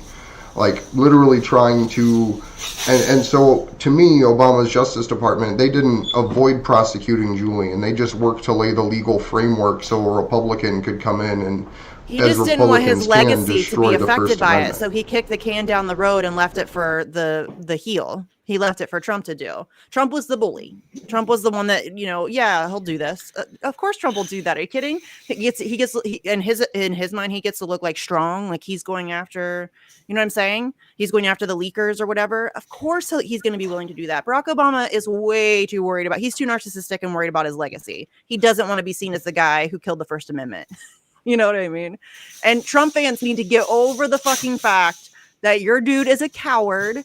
And he had the opportunity to give Julian Assange a pardon, and he totally chickened out. And you have to stop making excuses for him, please. Please, Trump supporters, I'm begging you, stop making excuses for him on this. It's not excusable. It's just not. I said it then, and I'm going to keep saying it. It's never going to be excusable. They keep wanting to make these excuses. No, fam, you don't get to do that. First of all, he's the one that had him arrested. And then, I mean, it's amazing to me the mental gymnastics that Trump supporters will go through on this. Right. And I'd be like, dude, he's the one. Like, when it was coming up to the end of his term, they're like, oh, yeah, he's going to pardon him. I'm like, oh, yeah, he's not. He's the guy that had him arrested. You know what I mean? Like, of course he's not. That would almost be like admitting he was wrong in the first place. So the chances and are very arrested slim. perhaps, I mean, it has been speculated, arrested perhaps because Julian wouldn't help him clear his name. Yeah, Right? like because Trump's petty. Trump's a petty bitch. So there's a very good chance that that's the case. That he was offered a pardon if he would help Trump clear his own name. And when Julian said "fuck off," Trump was like, "Okay, then I'm going to arrest you." And Trump supporters are largely really, like, they really value their constitutional rights. Only They're hypocrites sometimes. Trump prosecuting Assange is actually an assault on your rights, your own rights, right? Yeah. Well, it's only like how a Democrat can cut housing and medical and food programs. Only a Republican can institute gun control and gut the First Amendment. It's that's how they use them against each other. Like a Democrat was never going to do this. A Democrat was never going to have Julian Assange arrested. It was always going to be a Republican. They play off each other. One plays good cop, one plays bad cop, and it depends on which team you're on as to which way you see who's good cop and who's bad cop. Right. But that's very much, it's just team sports. It's this herd mentality, pit each other against, and then everything that my team does is good and right and just, and everything the other team does is the worst thing that's ever happened. But they're all the same. And you will make that up in your mind, and it doesn't matter who it is, who does it, how bad it is. Joe Biden can rape Tara Reid, and it's fine. You know what I mean? Like, you'll be willing to justify that because he's on your team. He's a Democrat. He's a team blue. And that's the mentality. And it's really painful that people do this to themselves. But this is where we're at. Not that there was much debate anymore after Vault 7. There wasn't really that much debate anymore about going after Assange. No. Maybe if Obama had still been in power and Vault 7 was released, he might have changed his mind as well. Vault 7 flipped the national security state on to full force onto Assange, but I think that once the DNC leaks came out, Julian was in real danger because now both teams, like the team mentality I just spoke of, now they both hate you.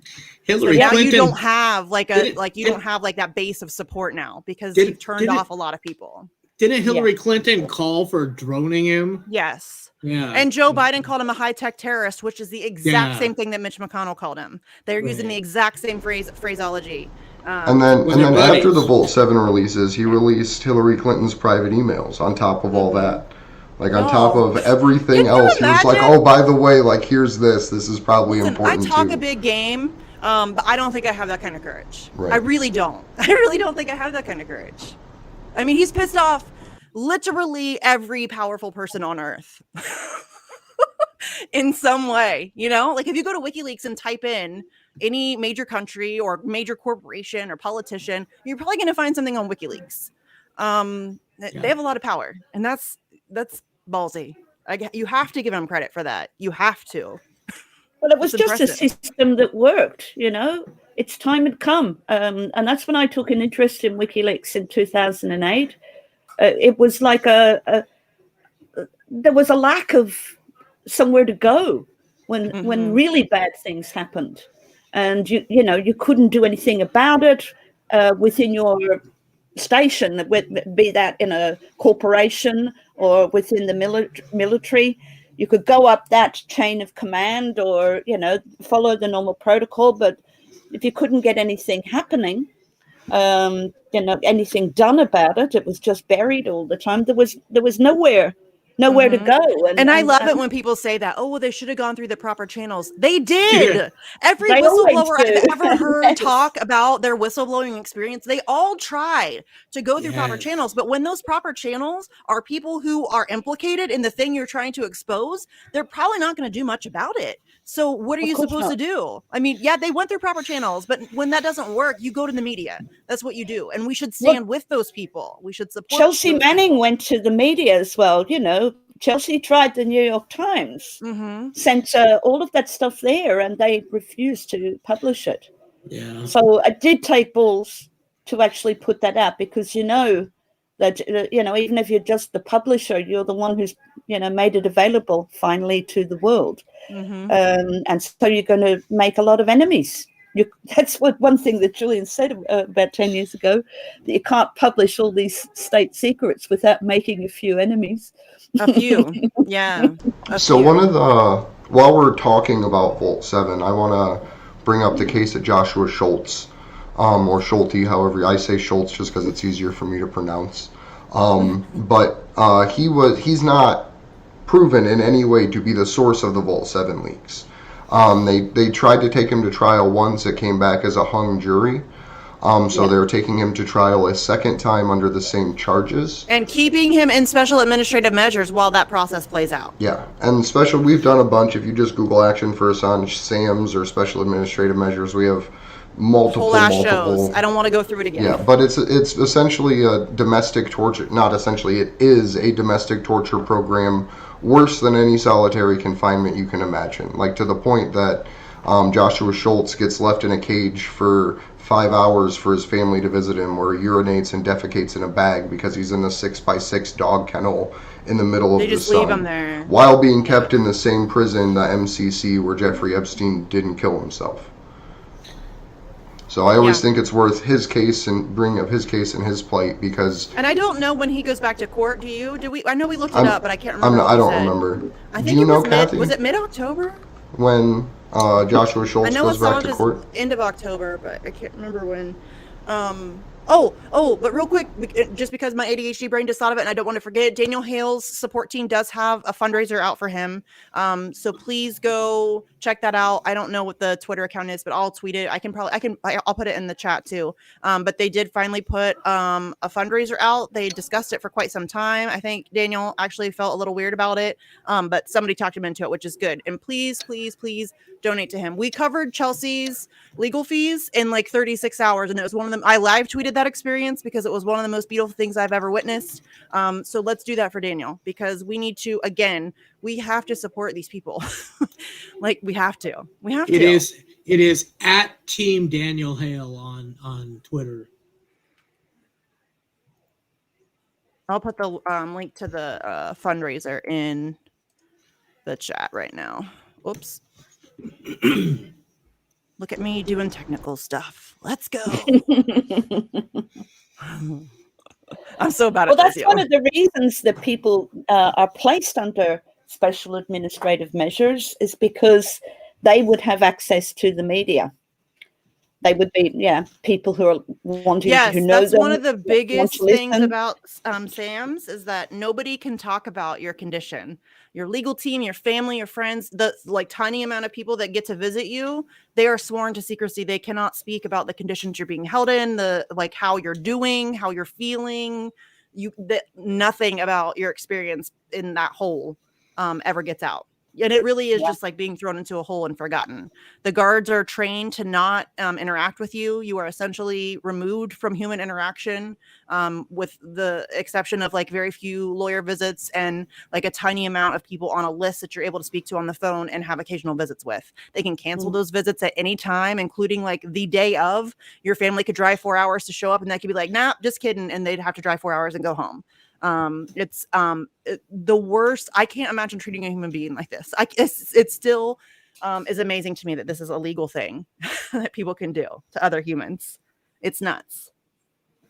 I think the other taboo, I mean, obviously getting emotional about these things, but the other taboo is talking about justice. And I remember John Pilger saying, about 8 years ago, that when he first spoke to Julian about WikiLeaks, Julian nailed his colours to the mast. It was going to be about justice. That's what it was about. The tool being transparency, and the goal being justice for people who had been wronged. Yeah, and that's the only way we can have justice, or making people feel bad about what happened. You know, that's really the thing. That's the only way we can have justice too, is with transparency. That's it. We can't hold people accountable for things we don't know are happening. And I think that the people in charge or in power, whatever you want to label them as, I think they've proven that they cannot be trusted to do the good, kind, just, legal, moral thing ever. Criminals. That's what I want to label them. We are, I know it's a very cliche to say, but we are controlled by psychopaths. I'm not a mental health professional. I don't think that's hyperbolic to say. These are psychopaths. And they have lots of power. And I think that's true in the United States, in the United Kingdom, and in Australia. The Five Eyes, for sure. For sure. But there's like a global, and again, I know this sounds conspiratorial. This is real life. We need to acknowledge and deal with that like grown-ups, please. Yeah. Please. Can we do that? Because it's... Can I throw a question at all of you? Sure. Absolutely. Not my show, but... this Yahoo article, do you think that there was any purpose to it? I question it. I can't say, I'm not really going to say ulterior motive, but what was why did this come out now? I don't know. And I'm always, this was the same way with the Siggy stuff. That's the conversation I've actually had with a couple people behind the scenes, is like, what made this, like, I appreciate the person doing it and the breaking of the silence yet again. But it would be silly not to question. But I personally, back to what I had first talked about it, I think it's an attempt to reinforce or at least gauge the opinions of the Russiagate and QAnon communities, because largely they can do mass data scraping for opinion models. It's called marketing, A/B testing, things like that. So I think maybe it wasn't the person's intention who wrote it, but the ability that they gain from it is seeing what thought processes people share on social media relative to their perspective, So if you take a QAnoner that will then put something out to be like, look, Donald Trump says Julian should be free, it allows them to better cultivate their propaganda narrative for when Trump goes to run again, as a way to essentially create a false narrative of, oh, look, Trump supports Julian, but look what Mike Pompeo did. And if Trump runs and tries to pretend like he supports Julian, I will fucking come for him. Right. I will fucking come for you, dude. I will, your whole campaign, I will come for you. I will be on your ass every day, throwing it in your face that no, you do not support Julian Assange. And I will make sure that that's known. I will be so annoying to all of your supporters. I'm going to call you out, dude. Anybody. I've said this before. All of these like politicians, Bernie Sanders, AOC, all these people who remain silent while a journalist is tortured to death. In 5 years, when you're pretending like you supported him this whole time, I'm coming for you. I'm coming for you with receipts. I believe I'm not letting it go. I believe that the author of the article says in the article that they are hopeful that this will be, out and be able to be used as some kind of evidence to show the judge in the trial in a month. So I have no reason not to take that at face value. I don't know why it got past Yahoo Publishers, but we'll see. We'll also see if they use UC Global too. On the 27th and 28th of August, it's going to be only about the medical issue. Mm-hmm. That's what the appeal is about. Mm-hmm. And any complaints about UC Global, the CIA, all of that has to be reserved for, as far as I know, unless it can be sort of argued in, that's got to be reserved for the cross appeal. And that's going to be forever down the road. They're going to drag it out. Right. And Claire Dobbins said that, now I don't know if she's absolutely right about this, but she said it has to be sequential, that the matter has to pass in front of the Secretary of State, and whom I assume she's talking about Priti Patel. And in that case, it would be in the case of ruling for extradition, and then it goes in front of the Priti Patel, and she can say no at the like Theresa May did in the case of Laurie Love. Mm-hmm. So Theresa May at that point in time was able to pull it back. Now, interestingly enough, if the ruling in the court is against extradition, the Secretary of State can't push it forward and say, yes, it's still going to happen, but the Secretary of State can pull it back. But, that's gone right down the track, and it looks like it's going to be Patel's choice as to whether any cross appeal is going to be heard or not. That's my understanding of it. If it gets that far, he's almost out the door before they can even start complaining about all of these things, which is, makes the whole thing terribly unjust. Yeah. Yes, the whole damn thing. All of this is terribly unjust. That's a great. To quote the great Kevin Gostola, we shouldn't even have to be here today. We shouldn't even be here. Right, which is a quote from Kevin Smith's Clerks. But the great Kevin Gostola brought it into our community, so I think it's I think that's the opinion that I hold, is like we shouldn't have to be here, right? And we shouldn't have to have these conversations at all. And I'm actually super inspired, because there's a bunch of these groups that we've helped to start and cultivate and grow and train that are like, hey, we're doing these events on the 23rd. I'm like, that's freaking awesome. And so, like, we're going to be on with Kendra on Bitch tomorrow. And so I'm super pumped to get caught up with her again. But there's, like, the Boston events are happening. There's the UK events constantly taking place. So there's a need for people, right? If you are interested in hosting an event, make an event up. I have some graphics that you can use. We will help you. And we will help promote it. We will help you. I will help you. We will help you. If you're a content creator. We're doing an event. Go ahead. We're doing an event. Yeah. Well, of course you are. But I mean, like, new people. Like, if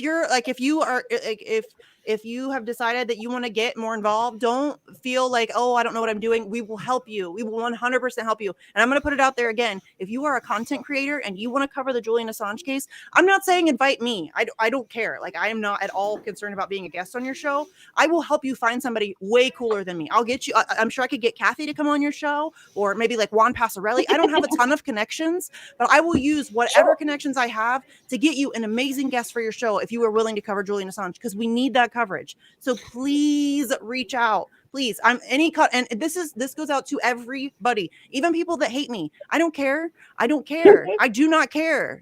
I will still work with you. I will still 100% work with you. I will help you find somebody to get on your show. I will make sure that you are able to cover it, and because I get that it's very complicated and it's a little bit overwhelming to like even dive into it. But like we will help you, all of us. I know Andrew will too. We will I'll go totally as do long as that. it's after 9 o'clock at night. I'll go on any show or any time on Saturdays and Sundays. Dude, I'm on Twitter all the time. Hit me up. And I'm serious. If like we have each other mutually blocked, find somebody who doesn't have me blocked and contact me that way, and I'll unblock you. Like I don't have Missy go. blocked. I don't A have lot of Missy. people do. A lot of people do. And if you live in the Napa area, we just recently started the Napa Institute for Peace a couple weeks ago, and we will be having Julian Assange. We'll be out there for a couple days before the trial on 25th and 26th, holding signs at the highway during rush hour traffic because we want people to know the damn truth. And that's all it takes. A Sharpie and a poster board, and bam, there And you I'm go. sure we're gonna have half a dozen people drive past us and yell Trump 2024 For sure. or whatever. Man. I'm in small town Ohio, and just today driving, I saw 2 Trump 2024 bumper stickers. It's 2021 still. I was out at a peace protest a few days ago, and people were driving by us yelling Trump at us. Like peace is not a partisan issue. We're not out here for holding signs for Biden. But it's been made a partisan issue, though. That's the scary thing. But Trump supporters think he's the peaceful guy. So I get it. Why are you yelling at us? Come out here and join us. Because it's okay, we should wrap though. We should wrap. It's late, and I'm like my kids. Kathy sent me a do a link. plug for yes, the of course. event? Yeah, close out. Everybody event? close out. Yeah. Go for it. It's a very important event in Sydney. Andrew, I don't know if you've got it up. I just sent a link to it in the chat. So this is an event. I have it on screen. In advance on the 5th of October. 6 p.m. Sydney time. I'm terribly sorry. That's 4 a.m. EST, 9 a.m. GMT. Oh, so is it BST still? I think British. I think it's time? BST. Yeah, I think it is. So it's 9 a.m. For the Brits, but it's 4 a.m. for you guys, or around that time in America. So this is with Julian Assange's father, and with a veteran journalist, one of our very best, Mary Costacadis, who was the face of Australian television, mainstream news anchor for 20 years for SBS, which is the very good channel. It's the international channel that is in all the different languages. It really helped integrate. Australia's full of migrants like America is, but it was great because it integrated so many people into Australian society, and Mary reported on world events rather than local stuff. So Mary's been a supporter of Julian for a very, very long time. Mary is part of the Sydney Peace Foundation, and Julian won the gold medal for the Sydney Peace Prize for his this justice that he was trying to deliver to victims. So Mary has been a supporter of Julian for a long time and knows so much right back 2006 times. Mary knows everything about this case. So who else do we have? We have a very new guy in town, relatively speaking, Julian Hill, who's probably our most feisty politician at the moment. He's not in the government, but he's in the main party of opposition, and he's one of those politicians. We got that video together with the 11 politicians from Australia. I was involved in that, but that's actually a really fun story. Yeah, that was a fun story. But Julian is very, very strong, and for the other Julian. And we have 2 doctors for Assange, specializing in mental health. We have a professor of psychiatry, so that's Bill Hogan, and we have a clinical psychologist, and that's Lisa Johnson. So all of them are incredibly knowledgeable about the case as well. And at that discussion with John Shipton, Julian's father, we'll probably be talking about what can be expected from the hearing on the 27th and 28th. Probably not all the strategy. Of course, you don't want to tell all, but I do know that there are things that are probably going to be said there that you may not have heard already. I certainly have some things to contribute, which I just touched on last time I was on your show, actually. Everybody check that event out. That's going to be a good one. You'll see that advertised on Consortium News. We'll keep putting it out. I'll tweet it out. I'll grab a link and I'll tweet it out too. Try to keep tweeting it out. It's live. As much as I can. Cool. 4 a.m.'s early though. Woo! I'm sure it's always there. We get 90% of our audience later. Yeah. I think most people do. I very rarely get to watch anybody live. That never happens. That never happens. Very, very, like every once in a while, I'll be like, "Oh, Convo's going live," and I can jump in and I get excited. It's very rare. Though. Those are my favorites when I can jump in and say hi to people. I know. So, Jason, like let people know where they can find you, final thoughts that you have, and anything else you have going on. Me? Yes, sir. You.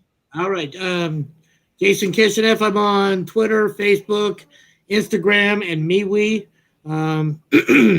Also, Napa Institute for Peace. I don't really have a website for Napa Institute for Peace right now.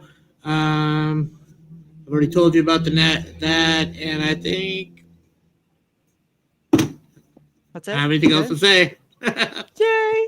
Okay, so I'm Misty. You can find me on Twitter at Sarcasm Stardust. I also have another show called Facts on the Ground with Jesse Zerwell. Like I said earlier, we're going to be interviewing Jeb Sprague, who was the guy who confronted George W. Bush at the event last week. I think my days are blurring together.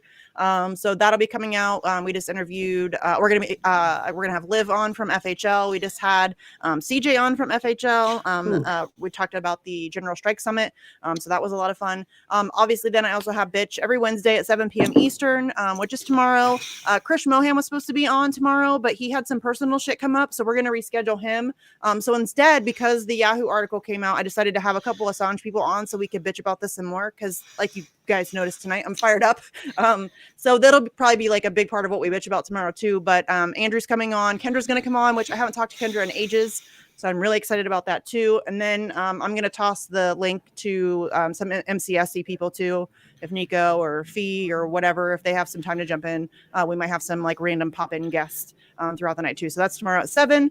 Don't forget the Daniel Hale fundraiser that I put in the chat earlier. I've been tweeting it out regularly. Everybody try to support that if you can. And I think that's all I have for right now. I'm pretty sure. So Andrew? I missed a plug if I could just add on to mine. Yeah. I knew there was something I was forgetting. I'm also a panelist on the Fred Hampton Leftist the Wednesday thing? YouTube network on Conversations with Leftists and the New Left. And I will be appearing on Conversation with Leftists tomorrow at 2:30 Pacific time, 5:30 Eastern time tomorrow. Excellent. All right, Andrew. My name is Andrew Smith. You can find me on Twitter at Andrew Zigman, ZIGMUND. You can find us on Twitter at action_4 Assange. Right. Please start organizing your local events. We're going to have some graphics to put out for people to use. If you need them, I'm really looking forward to it. Candles for Assange has been getting groups together for the last couple of weeks now. So shout out to Alex Hills as always for the wonderful work that she does. But just keep doing what you can with the time and money that you have left while we still have the ability to organize and communicate. Thank you all very much.